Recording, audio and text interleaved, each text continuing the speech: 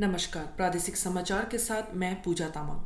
प्रधानमंत्री नरेंद्र मोदी ने कहा है कि भारत ने प्रशासन में क्रांतिकारी बदलाव और नागरिकों तक सेवा पहुंच में सुधार के लिए प्रौद्योगिकी को अपनाना चाहिए। उन्होंने कहा कि प्रौद्योगिकी से लोगों की कार्य क्षमता बढ़ी है और जीवन यापन सुविधाजनक हुआ है। इससे देश को डिजिटली सशक्त बनाना संभव हो रहा है। विकास के लिए प्रौद्योगिकी उपयोग के 9 वर्ष पूरे होने पर श्री मोदी ने ट्विटर पर आलेख, वीडियो, ग्राफिक्स और अन्य जानकारी साझा की। उप मुख्यमंत्री चाउना मेन ने आज नामसाई जिले के लेकांग सर्कल के कुमारी गांव में धरती अब्बा भगवान वीर बिरसा मुंडा की 123वीं पुण्यतिथि में शामिल हुए। श्री मेन ने सांसद तापिर गांव और अन्य लोगों के साथ आदिवासी समुदाय के अधिकारों के लिए लड़ने वाले दिग्गज नेता को पुष्पांजलि अर्पित की। उन्होंने स्वीकार किया कि महान बिरसा मुंडा आदिवासी एकता के प्रतीक है और उनकी वीरता और बलिदान हम सभी के लिए प्रेरणा है। आदिवासियों के अधिकारों और उनकी आज़ादी के लिए उनकी लड़ाई ने स्वतंत्रता संग्राम में महत्वपूर्ण योगदान दिया और स्वतंत्रता आंदोलन में आदिवासियों की भागीदारी को देशव्यापी पहचान दिलाई। नागरिक आपूर्ति और उपभोक्ता मामलों के मंत्री कामलुंग मोसांग ने हाल ही में चांगलांग जिले के दूरस्थ विजयनगर सर्कल के 2 दिवसीय दौरे का भुगतान करते हुए गांधीग्राम हेलीपैड टिकट काउंटर और नवनिर्मित विजयनगर सरकारी माध्यमिक विद्यालय भवन का उद्घाटन किया।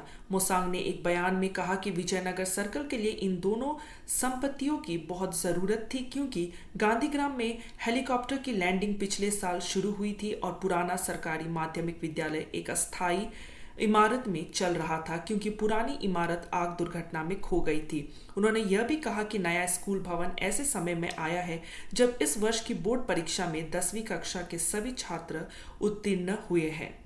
कानूनी माप विज्ञान विभाग और उपभोक्ता मामले अरुणाचल प्रदेश सरकार ने वित्तीय वर्ष 2022-23 के दौरान राजस्व के रूप में 1.01 करोड़ रुपये से अधिक का संग्रह किया है। वर्ष के दौरान विभाग ने बाट और माप से संबंधित अनियमितताओं के 161 मामलों का भी पता लगाया और दोषियों से 3.54 लाख रुपए का जुर्माना वसूल किया।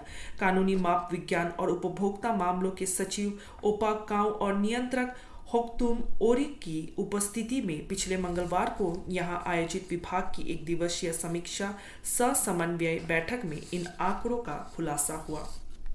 बैठक में सर्वश्रेष्ठ प्रदर्शन करने वाले अधिकारियों को वर्ष के दौरान उत्कृष्ट प्रदर्शन के लिए प्रशस्ति पत्र और स्मृति चिन्ह देकर सम्मानित भी किया गया। पशु प्रेमियों के एक समूह द्वारा पापुमपारे जिले के सागली सर्कल के ताऊ गांव से 2 हिमालयी भालू शवकों को बचाया गया, जिन्होंने शवकों को ईटानगर बॉटनिकल पार्क क्यूरेटर राया फ्लैगो को सौंप दिया।